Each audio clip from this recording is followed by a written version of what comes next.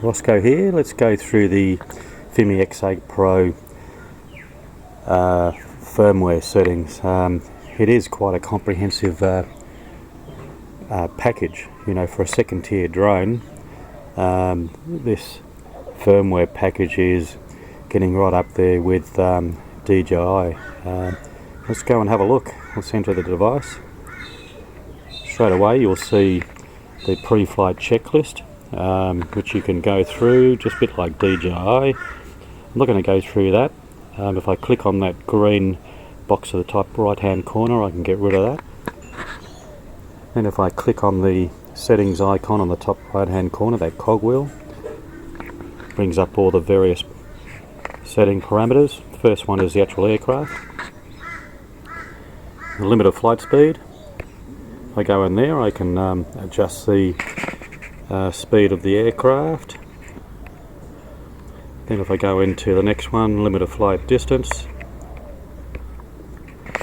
I can set the distance from my home point,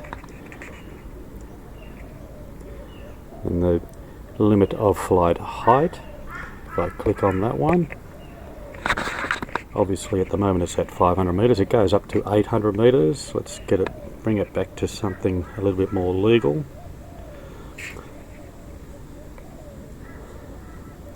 Height of return to home. If I click on that, you can adjust that to a safe height for your return to home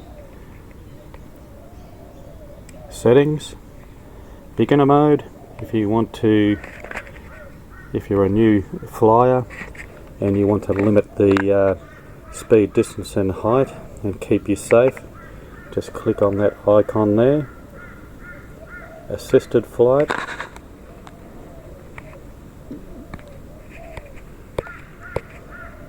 Is the obstacle avoidance, so I can push the brake stop, which will stop the aircraft when it approaches a tree or whatever the obstacle may be. The sport modes, that is your varying modes of speed, so you've got smooth, normal and sport. The amount of magnetic interference is just shown as a bar graph. Compass calibration, just click on that if you want to calibrate the compass. Fail-safe, if you lose connection with the aircraft, this determines what the aircraft is going to do. So is it going to hover, land, or is it going to return to home? The home point is either you with the controller or the point where it took off from. Precision landing, you can turn that on or off so that it lands within a meter of the takeoff point. Drone indicator, and the FPV display home point. That shows a home point on the on your screen. It's a bit like DJI's Fly app. It will show a little yellow home point box showing where your takeoff spot was. Night auxiliary light, you can turn that off, on, or have it on auto. Remote ID, yes, it does have remote ID for those in America and Japan. The option to update the dynamic home point in Smart Track, I'll turn that on. Enable backward flying in Smart Track, yep, I'll turn that on as well. And the gain and expo tuning, so the EXP settings, so you can tune your controller settings to make it nice and smooth or very aggressive. You can see there the other sensitivity settings, so the yaw distance sensitivity, brake sensitivity, ADI sensitivity. So that's the aircraft icon. Next one is the remote, so you can calibrate the RC there, the option of what stick mode you want, and then you have customization buttons. So I'm not going to go through all of those, but they are there. Next one is the gimbal. So first one is the option to calibrate the gimbal pitch speed, which you can adjust accordingly. Advanced settings, it's the gimbal gain parameters, where you can adjust that. Then we just go down to the transmission frequency. It's automatic or manual. It's only 2.4 gigahertz. Then we go down to the battery. You see there all the 4 cells with their voltage, remaining voltage, number of cycles, temperature, over discharge times, low battery warning setting, which you can adjust. Return to home when battery only enough for return to home is on or off, or land when battery only enough to land, you can turn that on or off. And then go down to the bottom one. Again, you've got the pre-flight checklist, which you can turn off or on. Next one is the flight records, which gives you your records for CASA, FAA, etc. Choice of maps for your app, the metric units, firmware update if you need to update the firmware, and then there's maintenance mode, so you can go in there and adjust those. So that's the settings icon. And the next one on the top right is that 4 vertical lines. That's the camera settings. So let's go in there. At the moment it's on video. As you can see, it's red, that box in the middle there. Video, if I click on video mode, looks like I've got the video going at the moment. Let's turn that off.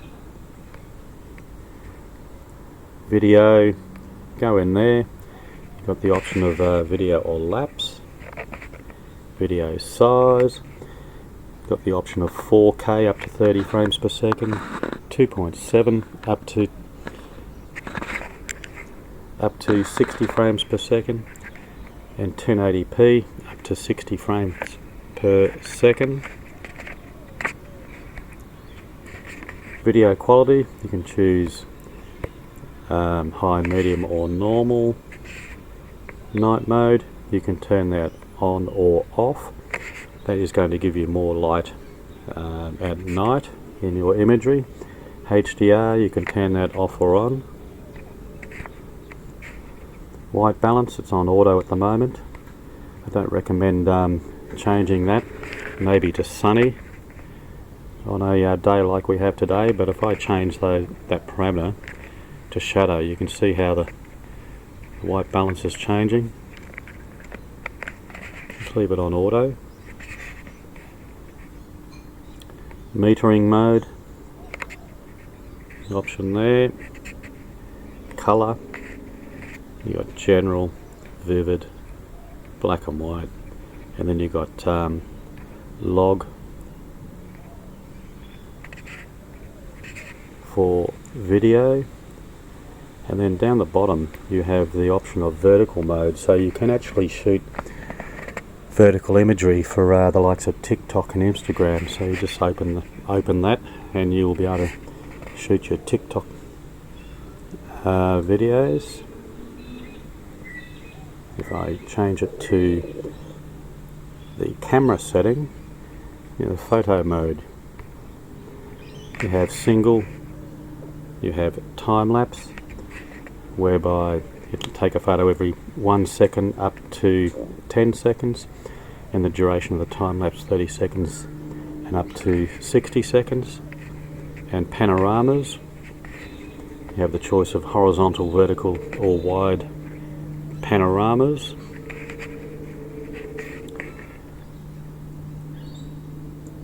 The photo size, you have 12 megapixel at 4.3, 8 megapixel at 16.9, or 48 megapixel at 4.3.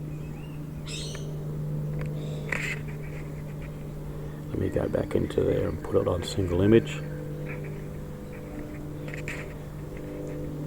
Again, you have the night mode you can turn off or on, HDR you can turn off or on, the white balance, just to put that back on auto, the metering and the colour.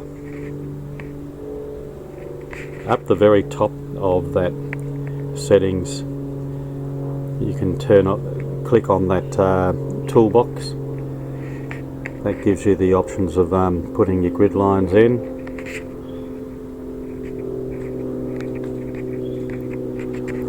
You have the option of turning on or off the histogram, and then there's the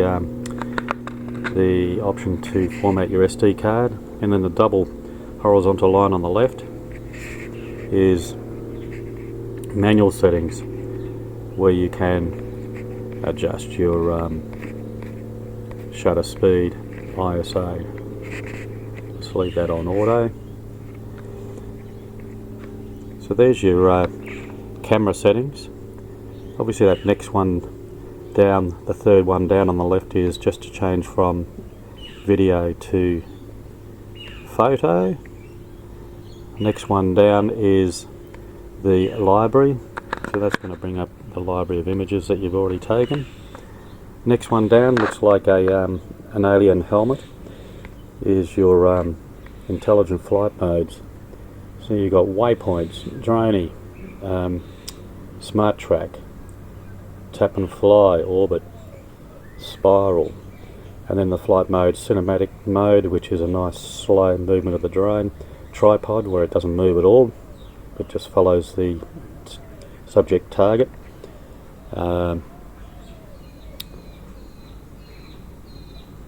You've got the lock and the fixed wing. So further down is the SAR, which is a search and rescue, which shows you your GPS settings on your screen as you're flying.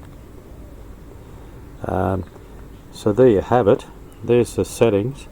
Just down on the bottom right is the looks like a radar image. So that is going to bring up the map, similar to DJI.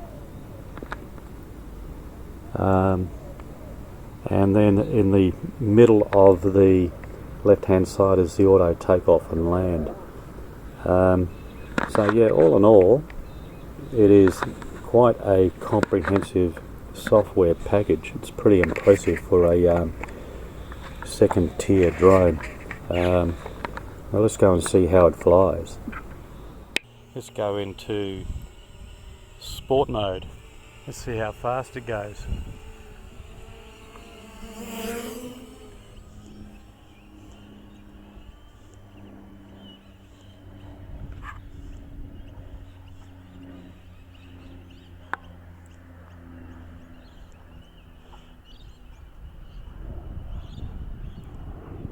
That was close to the trees, I must admit. Almost hit them. I must admit, to fly, the Fimi is a freaking good drone. The only drone that I would say comes close, or is actually better, is the DJI Air 3. That's just an outstanding. But this thing is just unbelievable to fly. So agile and fast.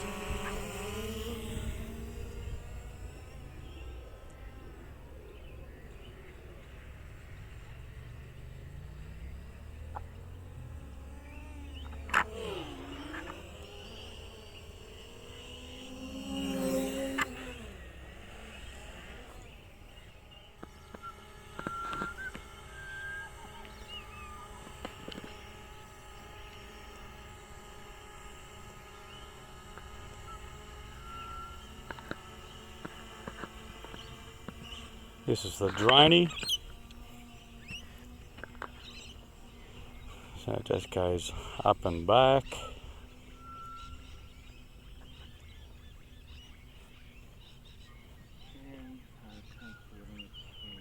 That's alright. Just exit out of there.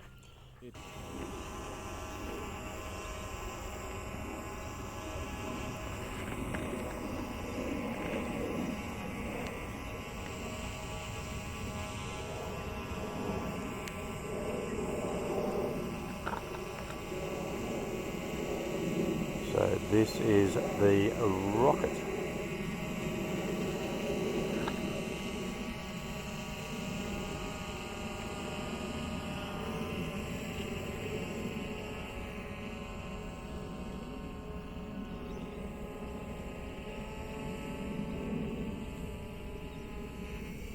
Took a while, but it's finally going.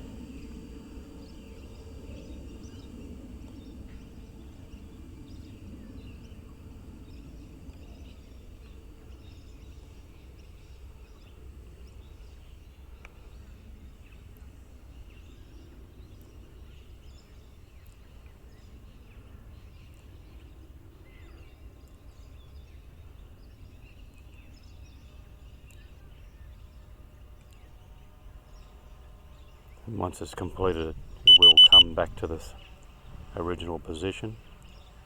So we'll just turn that off.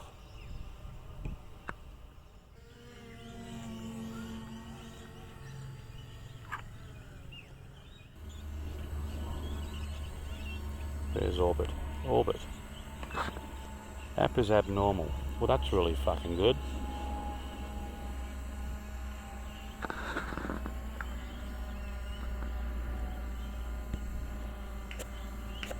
There's obviously a few issues with this app at the moment because it is not responding on some of these smart flight modes. Droney works alright. Smart track.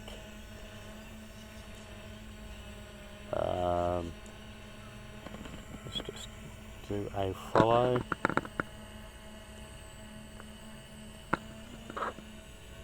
Trace, go. So it's going to follow me, apparently.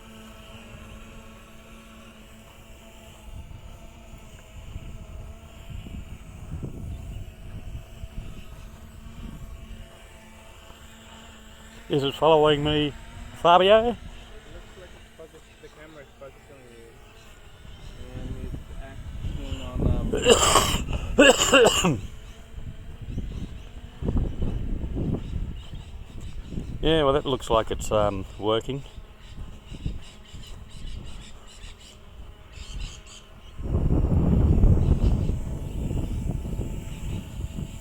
Anyway, let's get out of there.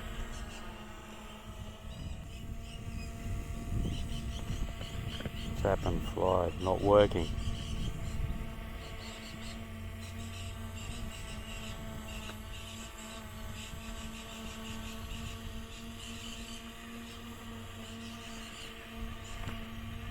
No, the app has some bugs. There's no doubt about that.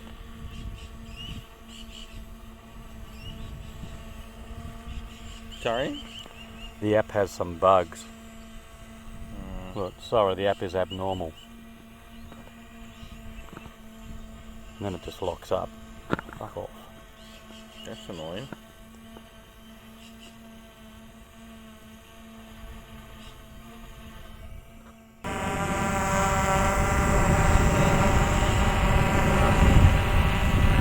Well, sorry, Fimi.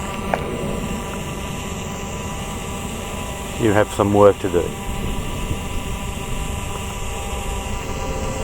Smart intelligent features, my ass. Smart track.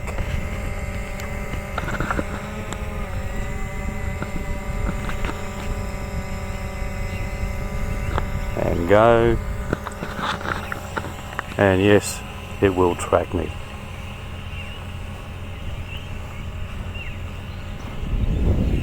If there's one thing it will do, it's track. But a lot of those other smart drone features simply are not working at the moment. So Fimi, if you're listening to this, sort it out. Your app has too many bugs. Smart track features, or most of them, are not working. So I look forward to seeing your next firmware update and appware update where you get this resolved. Anyway, the tracking's working.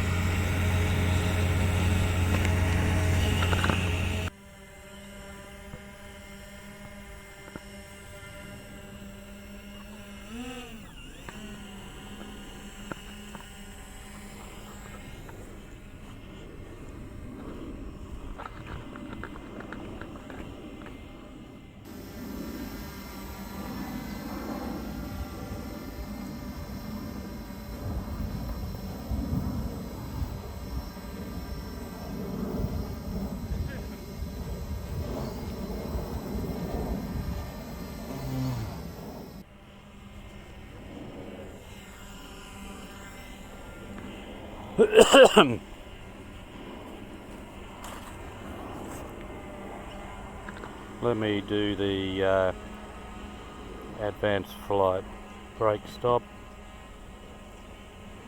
Okay, so now it shouldn't hit anything. Got the obstacle avoidance on, and there is plenty of obstacles here.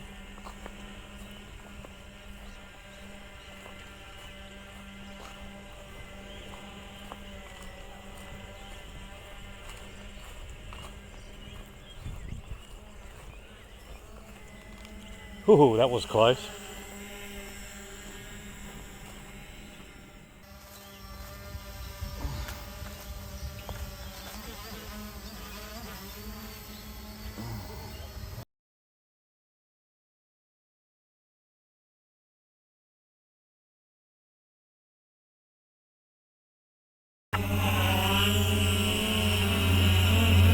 Let's see how that obstacle avoidance works. Advanced flight, here we go. Brake stop, turned on. So now the obstacle avoidance is working. If I just go full stick forward, I'm hoping it will not go in. And that is full stick. Full stick forward. And look at the drone.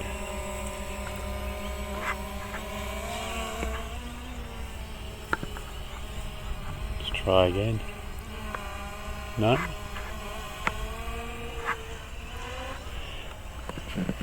Overheating. It is a hot day. Yep. So the obstacle avoidance is working. It's probably a bit over cautious.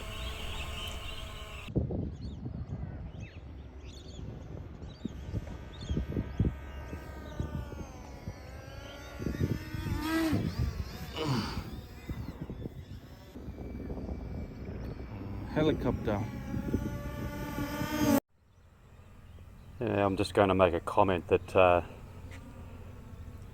think the video footage is overexposed and highlights are too high. You know, it's just hasn't been set up correctly. So what I'll do is get out of there, go into the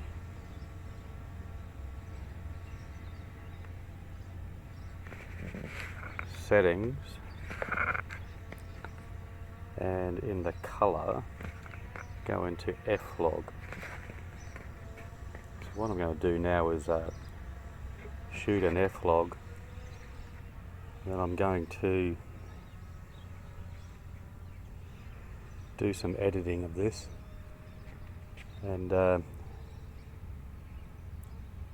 see how it turns out, but certainly the standard profile is no good.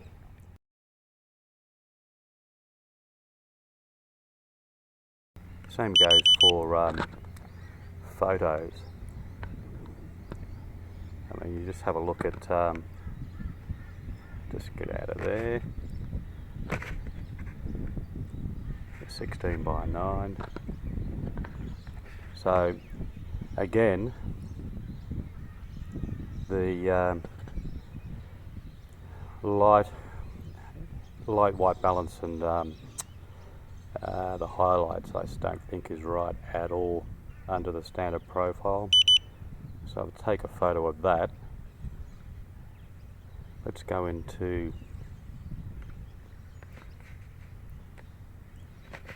the see if I can find the raw settings, JPEG. That's interesting. Where is the raw?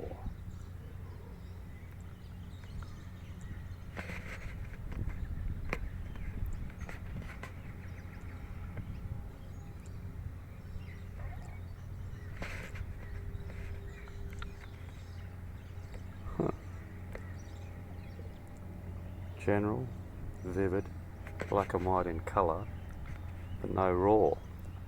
Well, there's another issue for you to sort out, Fimi. Give us some raw images, unless I'm looking in the wrong spot, but I cannot see raw in here.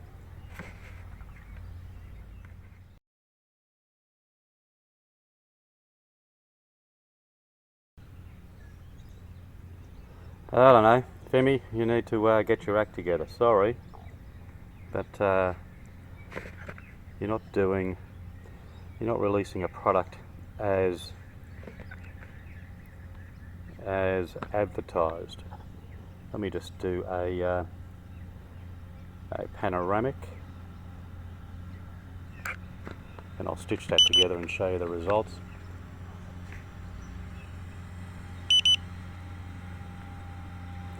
But yeah, Fimi, you need to sort out the colour and light profile on the standard images. I mean, there's plenty of detail, but your light and exposure is just not right.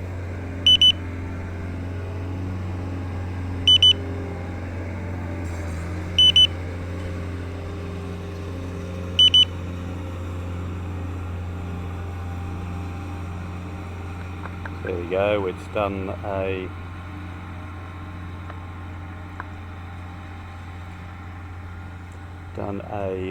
panoramic. So we'll go back to the computer and see what we come up with.